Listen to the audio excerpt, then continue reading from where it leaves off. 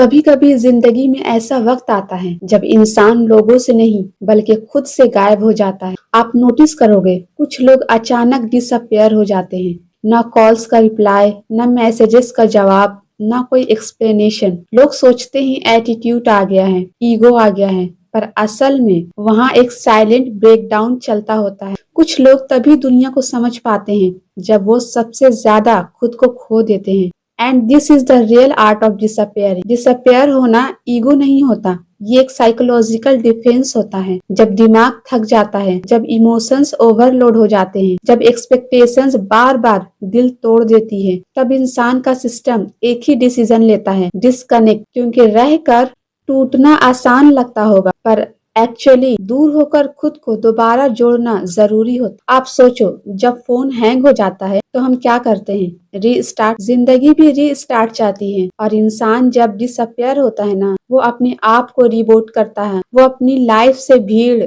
Noise, unnecessary लोग, expectation सबको mute कर देता है, ताकि वो फाइनली अपने ख्यालों की आवाज सुन सके। डिसअपियर होने का एक साइकोलॉजिकल रीजन ये भी होता है कि हम सबकी लाइफ में एक पॉइंट आता है जहां हम खुद को प्रूफ करते करते थक जाते हैं। सबको समझना, सबके लिए ठीक करना, सबके हिसाब से चलना। एक टाइम के बाद इंसान ये रियलाइज करता है कि मैं खुद कहाँ हूँ।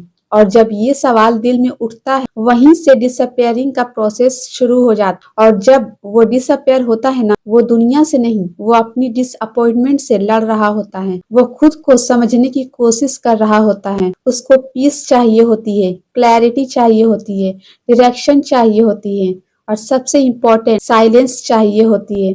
क्योंकि साइलेंस में ही इंसान अपने सवालों का जवाब ढूंढ पाता। But the most beautiful part, come back. Disappear होना वीकनेस नहीं, कम बैक की प्रिपरेशन होती है। जब इंसान खुद को तोड़कर दोबारा बनाता है ना, तो वो पहले से ज्यादा स्ट्रॉन्ग, ज्यादा क्लियर और ज्यादा फोकस्ड बनकर लौटता है। उसका वॉक अलग होता है, उसकी एनर्जी अलग होती है, उसका वाइब अलग होता है। क्योंकि जो लोग अपने आप को खोकर फिर से ढूंढ लेते हैं, उन्हें दुनिया दोबारा नहीं हरा सकती। डिसअपियरिंग का एक हिडन बेनिफिट ये होता है कि इंसान को समझ आ जाता है कि कौन असली है और कौन फेक, कौन केयर करता है, कौन सिर्फ प्रेजेंस का हैबिट बन गया। और जब ये क्लैरिटी मिलती है, इंसान अपनी लाइफ में स्पेस बना लेता है। अननेसेसरी लोगों को देखने का टाइम नहीं, खुद को बिल्ड करने का टाइम होता है। और कम बैक तब होता है जब इंसान रियलाइज करता है कि अब दुनिया के सामने खड़े होने का वक्त आ गया है। अब पिछला पेन नहीं, पिछला साइलेंस नहीं, बल्कि एक नया वर्जन लेकर रिटर्न करना है। एक ऐसा वर्जन जिसे किसी की अप्रूवल की जरूरत नहीं होती,